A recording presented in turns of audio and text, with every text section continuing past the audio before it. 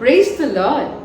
Abraham தன் தகப்பனையும் தன் தாயையும் விட்டு தேவன் காண்பிக்கும் தேசத்திற்கு போகின்ற பொழுது கூட லோத்தும் கடந்து செல்லுகிறார். அப்பொழுது தேவன் ஒரு கட்டளையை பிறப்பிக்கிறார்.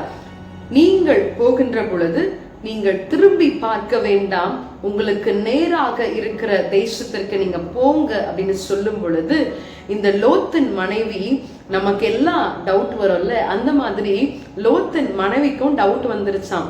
என்னதான் இருக்கு பின்னாடி, பார்த்துட்டு தான் போவோமே அப்படின்னு சொல்லிட்டு லோத்தின் மனைவி பின்னிட்டு திரும்பி பார்த்த பொழுது அவள் உப்பு தூணாய் மாறி போனாள் என்று சொல்லி நாம் விதத்துல வாசிக்கிறோம்.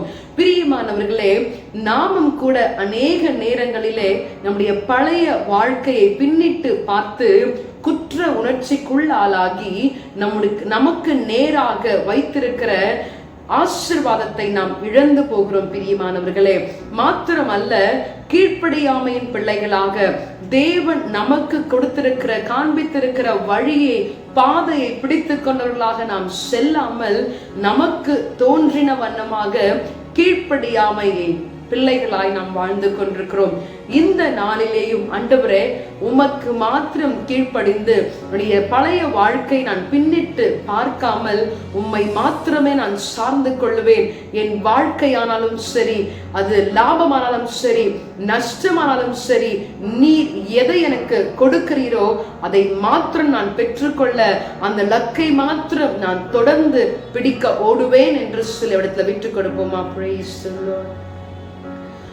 வாழ்வும் இயேசுவே, சாவும் லாபமே, அவர் பெருகவும் நான் சிறுகவும் வேண்டுமே.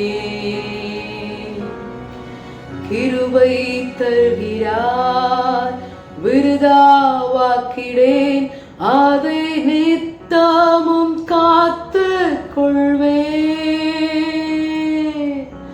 கிருபை தருகிறார், விருதாவாக்கிடேன், அதை நித்தமும் காத்து கொள்வேன்.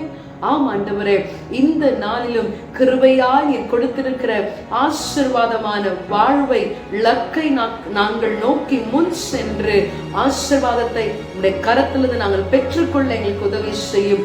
ஒவ்வொரு நாளும் உம்முடைய வார்த்தைக்கு கீழ்ப்படைந்தவர்களாக ஆண்டவரே நாங்கள் மாற, நாங்கள் வாழ எங்களுக்கு கிருபை தாரும், ஆசீர்வதியும். இயேசுவின் நாமத்தில் ஜெபிக்கிறேன் பிதாவே, ஆமென். God bless you. Have a blessed day.